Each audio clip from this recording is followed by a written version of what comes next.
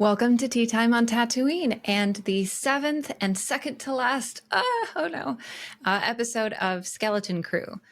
Fair warning, there are 80-mile-an-hour winds in Los Angeles right now, and I live in a 102-year-old house. So if you hear some haunted house sounds in the background, you know what they are. I'm going to try and get rid of as many of those as I can, but what can you do? So we end the last episode at a really interesting point where our two main groups have coordinates to Ad-Aden. The pirates with Jod, they have the coordinates through SM-33, and then the kids on the Onyx Cinder have the coordinates in KB's memory bank. I was a little afraid they were going to drag out the reunion and the coming home to Ad-Aden, which I'm really glad they didn't end up doing.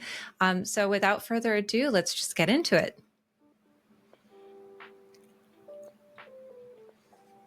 We start off with the kids' parents in the forest trying to get a communications buoy up and out through the barrier to relay a message to the children. We've got Wendell, Wim's dad, Farah, Fern's mom, Numa, Neil's mom, and KB's mothers. I'm wondering where Neil's dad is in all of this.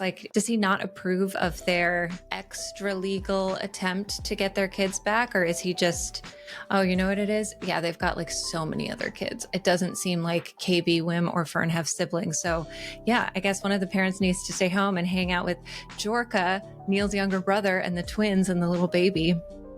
I guess I answered my own question there. Anyway, they are in the forest. They are trying to get this up and through the barrier. One by one, they are all stunned by security droids who have apprehended them. Right before that happens, though, is the obligatory, I have a bad feeling about this, delivered by Nuna and kind of cut off, so she doesn't get to finish the line, but it was a very nice nod to literally every other Star Wars property that gives us that classic line. At any rate, the pirate frigate has arrived just outside of a planet that appears to be just a giant swirling toxic swamp gas ball. Jod is fairly quick to point out that this is just a ruse, that the planet is not in fact a swirling toxic storm, but that is a barrier surrounding the actual hidden planet of Ad-Aden. Shortly after they arrive, the Onyx Cinder arrives as well. The kids are so ready to be home. Wim is in his feels a little bit because he knows everything is going to go back to normal, which is not really exciting for him. It wasn't exactly the adventure that he had planned it to be. It also sounds like because he doesn't really want it to go back to the way it was, but he's also regretting the adventure, it's because now that he's experienced all of this, now that he has seen the outside galaxy and had these adventures and done all these different things, you can't unsee that. You can't undo that. And it's almost like he'd rather not have those memories than have them and want more and go back to what it was before, which is really kind of a melancholy and sad moment. Neil, of course, makes it better by saying the adventure was really fun, even though half the time I thought I was going to die. And even the girls are supportive of Wim in this moment. And so that's it's nice to know that their unification in the last episode, where they really became a crew for the first time, has kind of stuck around. That wasn't just an aberration. Brutus, the captain of the pirates, still does not trust Jod and thinks that he's led them to another dead end. Obviously, this isn't a planet. It's just a toxic gas storm, and we're not going to be able to approach. Jod is able to talk his way out of just about anything. He's literally in the airlock, about to be ejected into space, and points his finger at the guy outside the airlock and is like, "Wait, no." And he listens to him. To be fair, SM-33 also comes correct with some vital information that explains exactly why the planet looks the way it does, and hinting that there is something else beneath the surface. They decide to send a small ship out to explore, and the Corrin pilot, who we learned in the last episode wanted to retire and farm glowworms, decides to volunteer. And all I could think was, oh no, the glowworm farmer, because he did not make it. Very, very quickly was zapped in the electric storm inside the swirling green gases. Anyway, the kids don't initially see the pirate frigate, but as they are approaching the planet, they are sucked in by a tractor beam. Neil announcing, "We're dead meat! We're pirate meat!" Ugh. Neil. The Onyx Cinder is brought into the frigate, and the children are commanded to come out of the ship unarmed. Brutus approaches the ship, only to be grabbed by a large mechanical claw, and all I could think of was the claw. One of those claws you see in an arcade with stuffed animals inside. That is exactly how it grabs Captain Brutus. The kids demand that the pirates back off and allow them to leave, in which case they will return Brutus unharmed. Jod has no interest in seeing Brutus unharmed, so he walks right up and blasters him in the head. fucking brutal. I think now we are really seeing Jod's true colors, and they are not quite as redemptive as I would have initially thought. And with that, the kids lose any leverage they have, and the pirates storm the ship. Now, there is a little name drop that I liked. The Gran pirate, Jod refers to as Pax, which is the name of the Gran in the Darth Plagueis book that is both Plagueis and Sidious's like #1 enemy for a good amount of the book. The character's name is Pax Team. He comes to a particularly gruesome end, so I think it was just a little nice nod to have a character of the same species also be named Pax. At any rate, I am now incredibly anxious about having the pirates and the kids on the same ship. I know this is a kid-appropriate show. I know nothing bad is going to happen, but like, pirates are not known for being very courteous, and I'm just terrified about what might happen to these kids. At this point, the communications buoy that the parents on Ad-Aten had set up has made it through the barrier and has been intercepted by the pirates. So now we get a very heartfelt message from all of the kids' parents, each of whom takes a turn to share a heartfelt message as well as explain to them how they can get back to Ad-Aten. We do see Neil's dad, who is like low-key kind of scary looking. So I'm wondering if Neil is also going to grow up, like maybe through adolescence, all of a sudden he'll get tusks and start looking real menacing like his dad. I hope not, but probably. It is interesting that Wendell says, I wish we could say more. You're not supposed to find any of this out until you graduate, which to me means that as soon as all of the kids on Ad-Aten graduate from, I guess, primary school, because that's probably how old all of these kids are, they are let in on the big secret of Ad-Aten. So it's not necessarily just like the supervisor who is in on it. It sounds like all of the adults or young adults are in on it as well. Whatever it is, we don't exactly know yet. The kids are very moved by seeing their parents, Wim so much so that he decides it's a good time to yell, attack, and just rush at the pirates who all are armed to the teeth and could kill him in less than a heartbeat. We do get an interesting piece of information about the pirates' code, though, that you can only be the captain of one vessel. Captain Silvo has pronounced himself captain of the pirates' vessel. He also had earlier claimed himself to be captain of the Onyx Cinder. SM-33 makes it clear that he can only claim captaincy of one ship. Of course, he claims the Onyx Cinder, but Fern, in a brilliant moment of desperation, calls unclaimsies and claims the ship again, but for kids only. Jod, of course, tells her that's not how things work, and then SM-33 punches him in the face and says it be close enough because SM-33 can't stand Jod. And this is why it's important to be kind to drones, kids. It's amazing. All of the pirates on the Onyx Cinder get kicked out. The kids are able to take off. The frigate sends another couple of individual flyers after them, but Jod predicted that the ship, the Onyx Cinder, was made in Ad-Aten and therefore can make it through the barrier, but nothing else can. To him, the ship is the key. As the ships are flying through the barrier and you see all of those big like electromagnetic towers that are zapping everything that goes through, the Onyx Cinder is making it through unscathed while the other ships are being picked off one by one. So it's becoming evident very quickly that Jod was correct. The key was the ship, and that the Onyx Cinder is actually one of the Mint's old ships. There's a lot of really great music in this. I'm sure Ashton is going to have some great takes on this, but there was really excellent use of the theme in this entire sequence. Very adventurous, very classic Star Wars space chase. At any rate, they make it through the barrier and they see Ad-Aten for real, which looks like a teeny tiny little baby planet, but the kids are finally almost home. Just like on Ad-Akron, the kids are pulled into an autopilot landing sequence, and Fern jokes that while her mother said they weren't going to be in trouble, they are likely going to be in so much trouble. And we end this lovely moment with Jod showing up, having stowed away on this ship to ruin everything. I really fucking hate this guy now. SM-33 comes to the kids' defense and Jod neatly beheads him with a lightsaber. The lightsaber ignition sound is a little bit different than what we're used to. It's got I'm not really good at making noises with my mouth, so I'm not even going to try. But it does have a different tenor than the more traditional lightsaber sounds that we are aware of. Now, this is likely an Old Republic lightsabers, so the make is going to be different. If Professor Hu Yang had been making lightsabers at the temple for 1,000 years, and the Old Republic ended around that time, then this might be unlike any lightsaber we've really ever seen in film and TV Star Wars, which is pretty cool to think about. It also might just be making different kind of noises because it hasn't been turned on in so long, it's a little tired. At any rate, fuck this guy. I can't believe he killed SM-33 and like yelled at the little rat that lives in his eye. And then he's mean to Neil. Not only is he mean to Neil, he takes the time to like rip into each one of the kids and just cut them down emotionally. And if that isn't enough, he takes the lightsaber out again and threatens to slowly dismember their parents in front of them. What a classy guy. This is where the parallels to Han Solo end. It's all well and good when you're a scoundrel and a con man and a scam artist and you're just being sneaky and clever and causing mischief, but this crosses a line that cannot be uncrossed. It was pretty bad at the end of 2 episodes ago when he threatens to kill Fern, but I still didn't really believe that he would do it. So in my mind, he could still be redeemed from that. This is pretty bad. I don't know if he's really able to redeem himself in my eyes in this scenario. And honestly, I don't really think I want him to. Fuck this guy.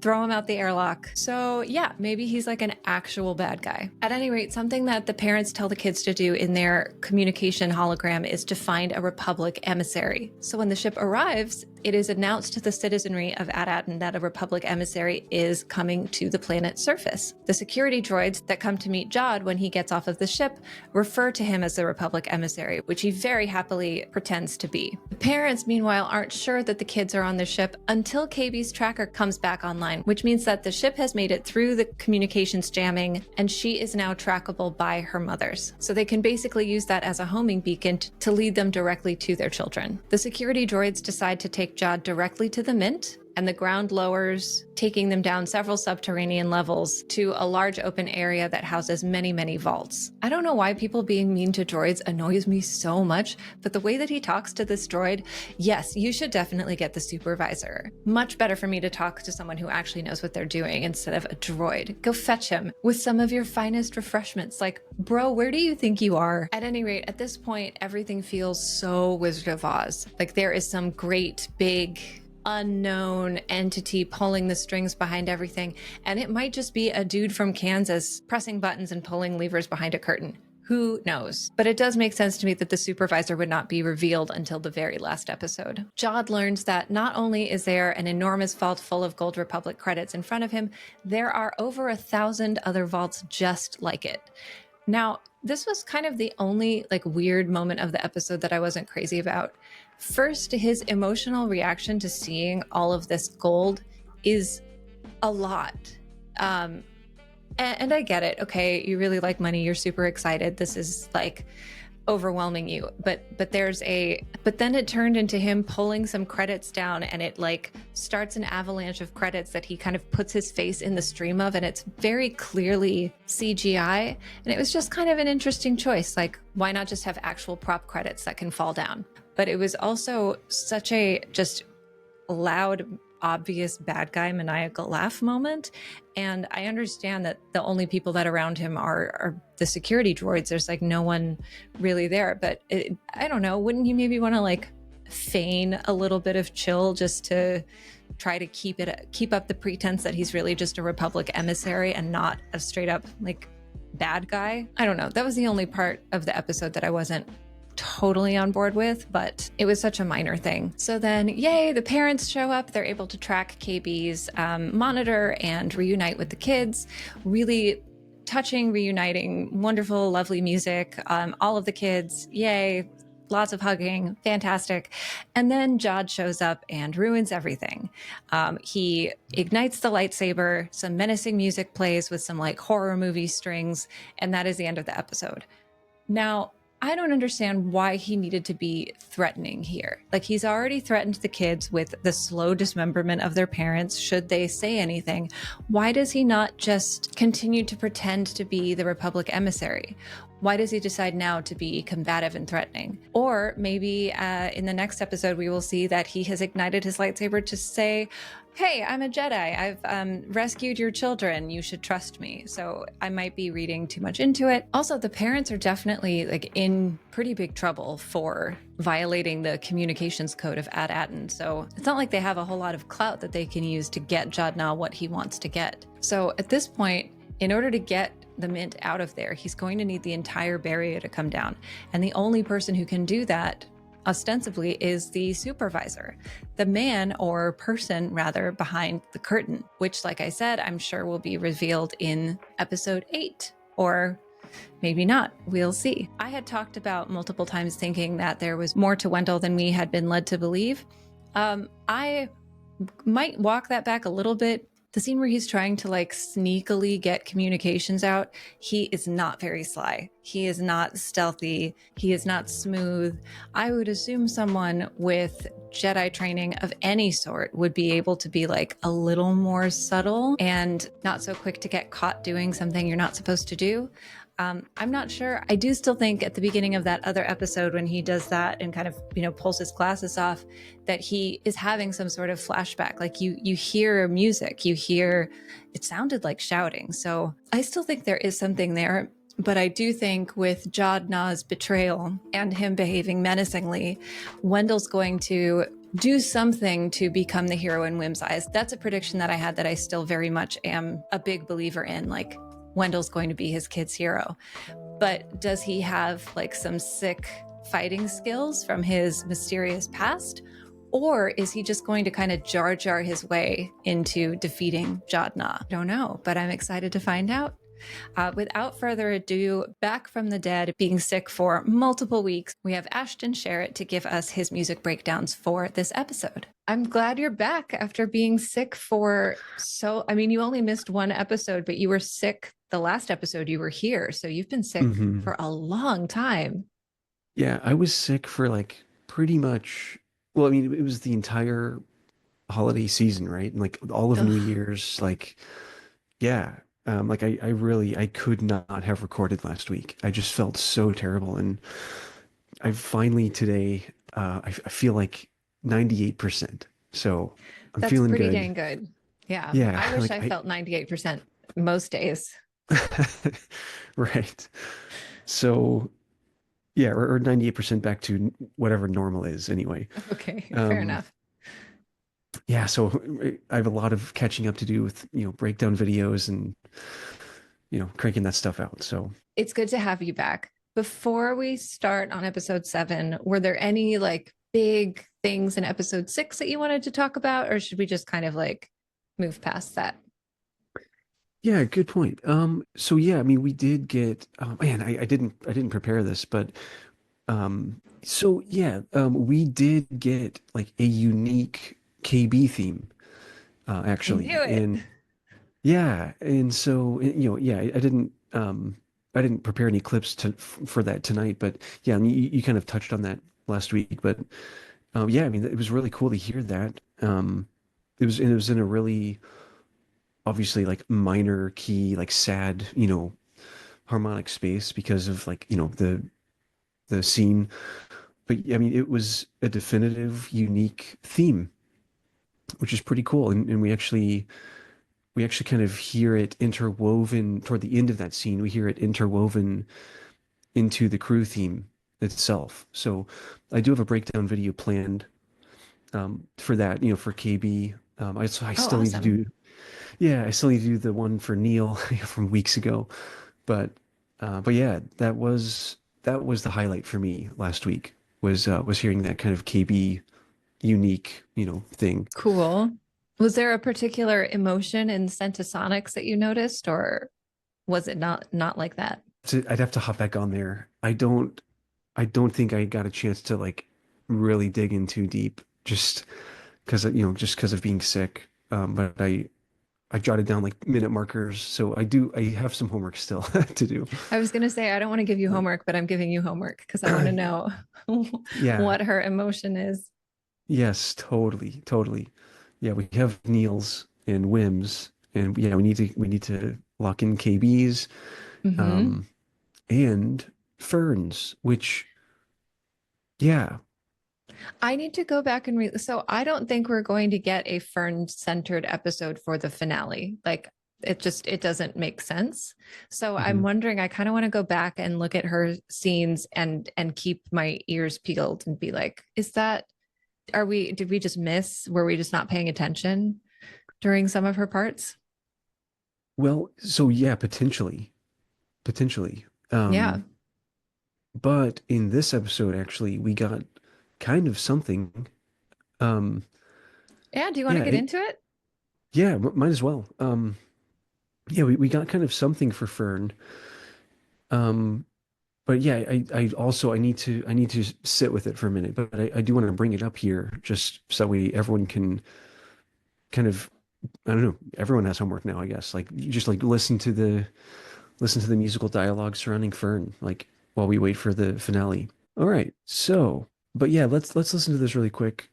I'm just gonna kind of jump around, but let's listen to this Fern kind of unique stuff going on. I'm glad you did. You'll be fine. You'll see. So that's obviously just the crew theme, right? Hmm. Like just straight up the crew theme, but it's in the oboe, and I don't know if we've heard it in the oboe yet. I'm I sure don't we think have. so. I You don't? mean, Yeah, I not that I clocked, but I can't yeah say with certainty. yeah, and I can't either. And this is kind of part of the homework is going back and like, okay, have we heard this in the oboe yet? Um, because it stood out to me tonight watching the episode as something that I hadn't, or at least yeah, can't remember that I've heard that in oboe before. And so that could be something unique to Fern, especially because we hear oboe again during this next scene. You'll see it kind of like skip around here. On Hannah's planet. My mom totally lied on that call. We're gonna be in so much trouble. But I don't even care anymore. Right? So we kind of get oboe there too, while Fern is talking, whenever they're at Adden.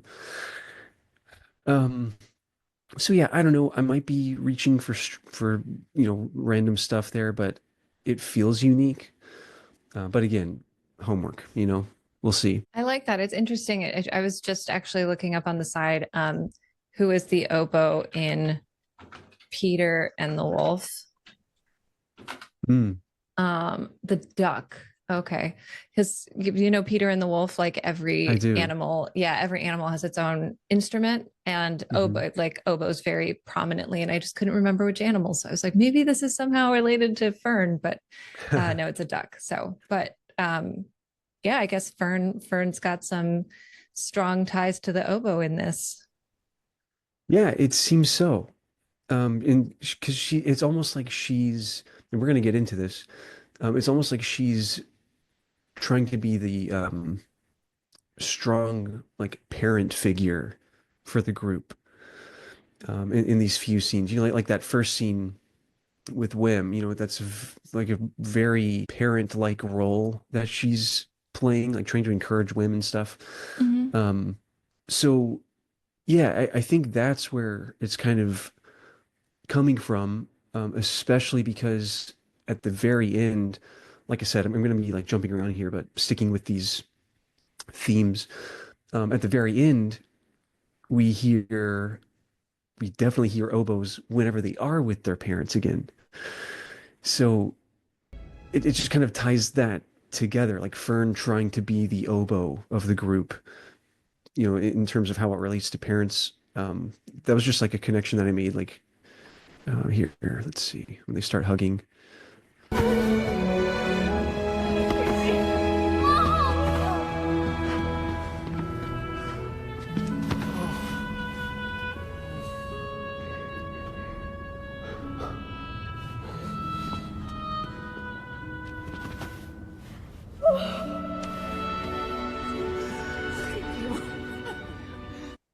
Right. And so that, that kind of goes on for a while, just like a really nice, oboe melody, whenever they're reunited with their parents. So yeah, I don't know.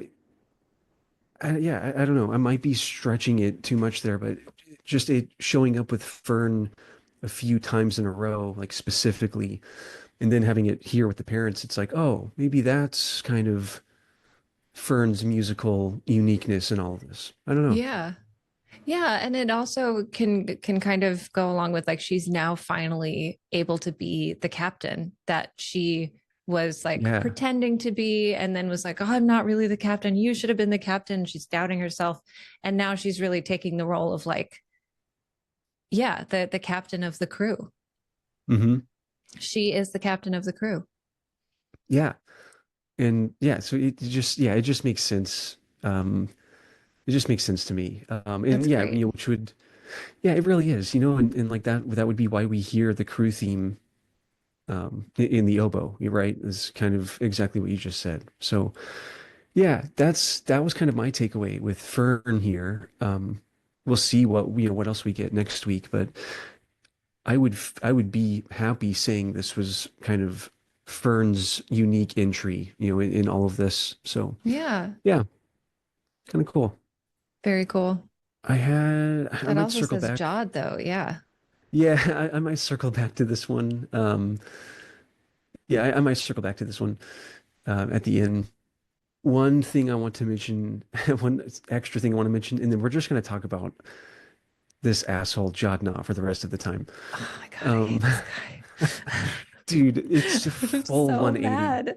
I was I'm holding so out mad. I was too. I was like, oh, he's Han Solo. He's a scoundrel. It's like, no, fuck this No, guy. This guy is a straight up capital B, capital G bad guy. yes, it's so terrible. Ugh. I just hate him so much now. But we still have one more episode, right? If we're gonna have Yes. some redemption arc like we always get in these stories. I don't know. I don't know, man. I think I he might know. have crossed the point, past the point of no return for me at least. It certainly feels that way. Yep. Um, but like in Treasure Planet, I forget, did you ever watch Treasure Planet? No, no, you've told me Oh, to. I dude, will at some point with the kids. talk about homework. I Okay. know. Cool. Well, yeah, let's talk about that guy, that schmuck in a second.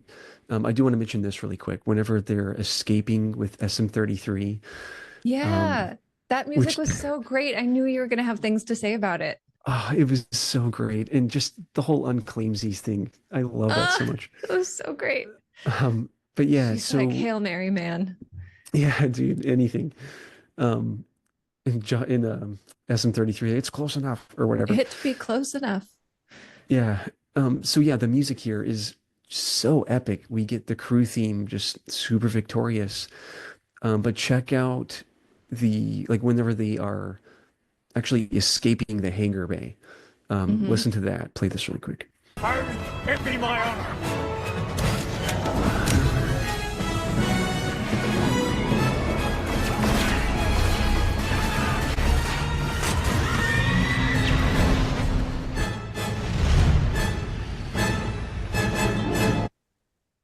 So that right there, when they're escaping, right? Like just bum bum bum bum bum, that whole thing, that is so similar to this next part here. Woman saying go home.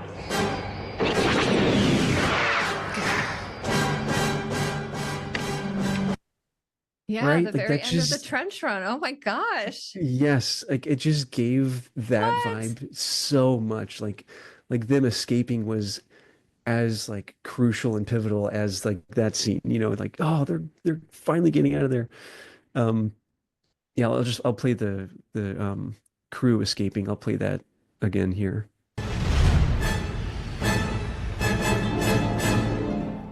Just it's like the same vibe. So That's amazing. Yeah, that it's was very, that very was similar. yeah, that was pretty cool. Just I mean, yeah, Mick Giacchino just absolutely delivering, sticking with that Star Wars John Williams sound and just it's so good. Hmm. It's also Um, so fun when they're actually like going through the barrier, through the electro storm, through all those different like towers, um, or yeah, beacons, whatever, with all the electro stuff. The music in that was so fun. It was just like full on adventure theme, and um, yeah, I loved it very much. I didn't hear anything like Easter eggy necessarily, but it was very enjoyable. things. Yeah, it was just cool. That was it. There's nothing like It was so sick. it was super great. I didn't notice any like Easter eggs that I noticed, but there are a lot of things that you noticed that I don't. So I didn't know if there was anything else, but it was fun. Yeah, that's it. Yeah. Yeah, honestly, the visuals, I was so like just Yes. taking it all in. I couldn't even pay attention to the music right there, actually. So, yeah, dope. Okay, well, let's talk about Jod. No. This fucking asshole. Dude. All right. So we definitely, I forget if 2 episodes ago, if we talked about this kind of like potentially new Jodna theme. And Yeah, it was it the kind of nightmare strings, and then there were the horns playing something that sounded like a chord version of what we were hearing in the first episode, right? oh Like a oh cluster man. chord. Yes, I do remember that, but there was also something else whenever he is having his one-on-one with Wim before they land somewhere. Before they Oh, land on on the Lanupa. yeah, yeah, yeah. We got like a kind of a new theme for Jodna, and it sounds like this. Can you hear this? Hmm. Okay, so it goes like this.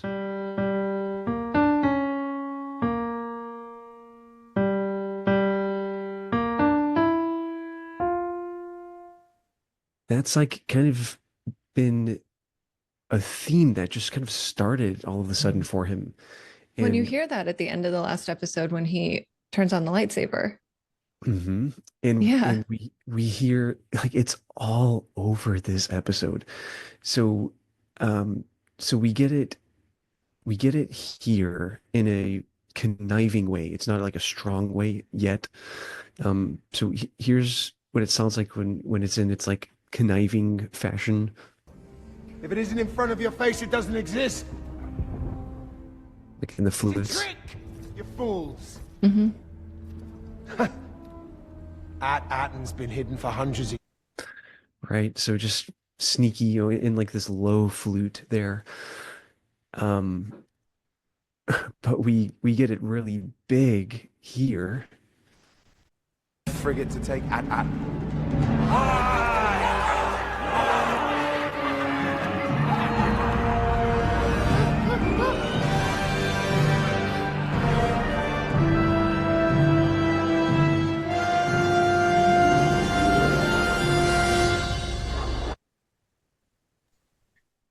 Yeah. Amazing. So it is really amazing. And what's really cool about this is that, like the original thing that we got for Jodna was this whole thing,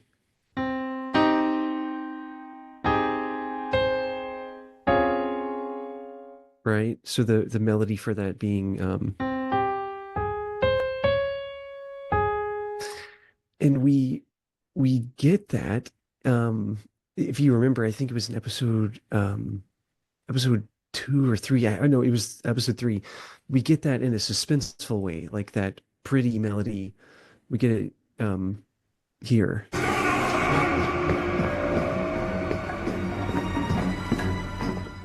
In the strings. Hmm.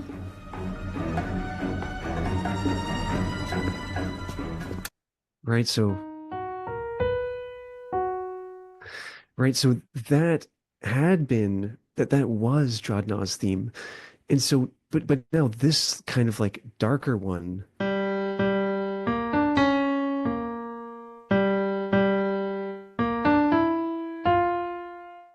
like the shape of it, like if you were to see the notation of it, this is another breakdown video I'll have to do, but it's a really similar shape, really, compared to this, like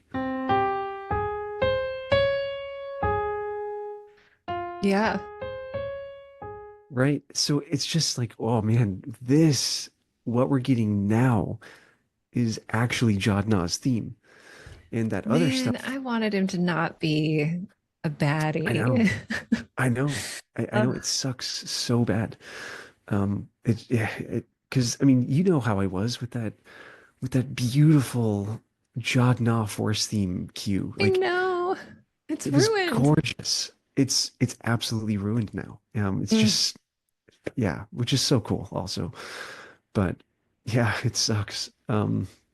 So yeah, we get that of course in a really creepy way when he's whenever the coins are falling all over him. Check out how creepy this was.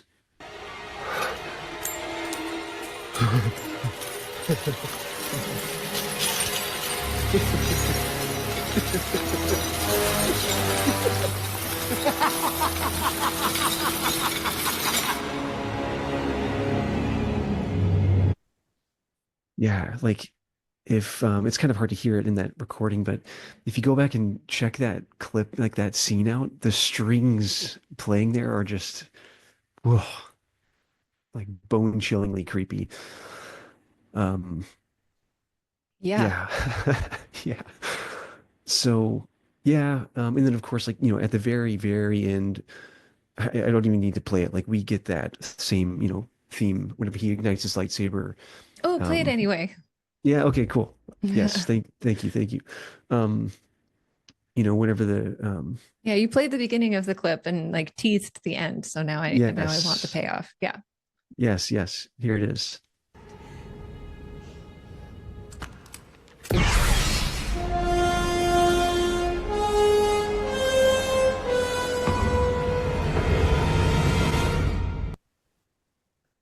Just nasty. Gasp. Yeah. Horror So movie. nasty. Yeah, totally. Um, one random thing actually at the beginning of this, when the parents first show up, um, might as well just mention this. Do you remember during the Jod Nah Force theme where we had the tremolo strings kind of playing like this kind of thing? Let's see. Yeah. Right? So we kind of get that same kind of thing here when the parents show up.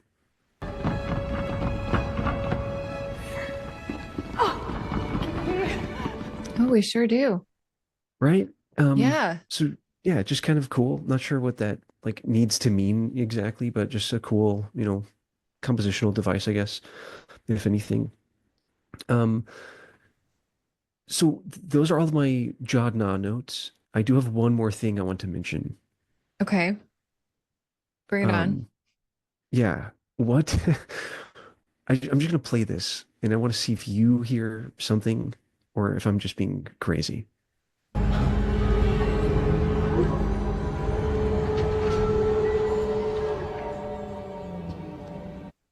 Is that the Falcon? Was that No. or not the Falcon? It sounded like a ship. So, It was so no. not that no, sorry, not the Falcon. It sounded like a TIE fighter. Now that's interesting. Listen for like some bells, like up in let's see, up Because I in heard the this. like "Vroom." I don't know why I Yeah, said the Falcon. That was incorrect. Yeah, a TIE fighter. Okay, I'll listen again. Play it again. yeah. No, you're right. I think it's just the ambience of the like like the mechanical arms and stuff, and just like the whooshing like echo of this. It's a vast vault of like whatever deep in this planet. But listen for some bells, like particularly in that range. Okay.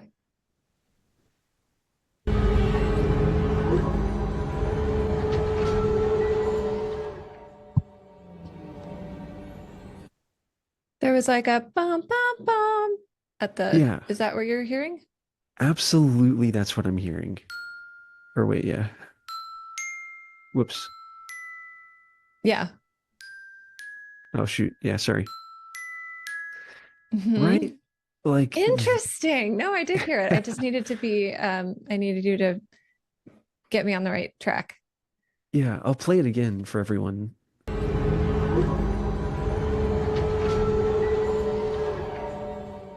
Huh. I don't know, man. I don't know. I don't know. What does that sound like, Ashton? What is that from? I can't place it. I Um, can't place it. It's only the arguably most recognizable see, Star Wars theme ever. right. And that's kind of my point is like you're composing for Star Wars. Yeah. Like when you do something like, and whenever you write music, you're not just like writing random stuff. It's like, oh yeah, I'll just throw it together, whatever. Like every note that you write is intentional. Hmm. And so, and when you're writing for Star Wars, like, I don't know, man, it's just why? Why is that there at this moment? right when Jod is having his like weird, is it maniacal laugh moment with the money, Yeah, like he's about to, yeah, or he's about to know walking, this beforehand. Never mind. Right. yeah, he's like walking toward the money, but like Yeah. they're at the core of At Aden, like this hidden thing, and like I don't know, like are we going to get some bigger picture imperial like tie-in or something? Like they're hidden from the war. I don't know. It's just I have questions. I have questions. I'm so excited for next week. I'm also so scared for next week because that means it's done. Yeah. It's yeah. We're gonna It's need so a season sad. two. It's so sad. Yeah. They've talked about it. The showrunner said it with like a not so subtle dig at the Stranger Things team. They were like, yeah, I mean, we're planning a season 2, but we're definitely going to do like significant time jump because the kids will have aged quite a bit, and we're not going to do it like some other shows where 3 years goes by and they're like, oh, next week. Yeah. I think they actually name dropped Stranger Things too. They were like, yeah, that's dumb. We're going to do it this other way. Yeah. Shade. So much shade. But Cool. yeah, those are all of my notes. Well, I'm so glad you were able to join. I hope you're still feeling better next week so we can dive into the finale. As Yeah. sad as it will be, we'll have to wait till the next one to collaborate. Yeah, totally. Yeah. And in the meantime, fingers crossed I can get some breakdown videos and like catch up on all of that. Yeah. Can't wait for next week. Can't wait for next week. All right. Well, may the force be with you. And with you always. It's hard to believe we only have 1 week left. I've said it before, these short 6 to 8 episode seasons of things really drives me nuts. It's just not enough time to tell the right story for a season of television. It's like too long to be a movie, not long enough to be a real TV season. But that aside, I think this show has done a really good job within the time that it has allotted, within the number of episodes that it has allotted. I'm bummed that next week is going to be the last week. Do I have any predictions for next week? It would be bananas if the supervisor was Tack Renaud. Now, based on the timing of things and the fact that like no one really knew what the Onyx Cinder looked like, and Skull Ridge Mountain had a spa built on it that had been around for a really long time, like I think Tack Renaud was an old pirate, like way back to the point where, Ad Aten is a legend, a myth. Tack Renaud and the Onyx Cinder, same thing, legendary myth status, old. It was a long time ago. So if the supervisor is Tack Renaud himself, he would be some sort of species like a Yoda, let's say, that can live many hundreds of years. Or someone who has perhaps conquered the aging process in a very Sith-like manner, a la Darth Plagueis. Or maybe it's Renaud's consciousness put into a droid server. Who knows? I do think that would be kind of fun.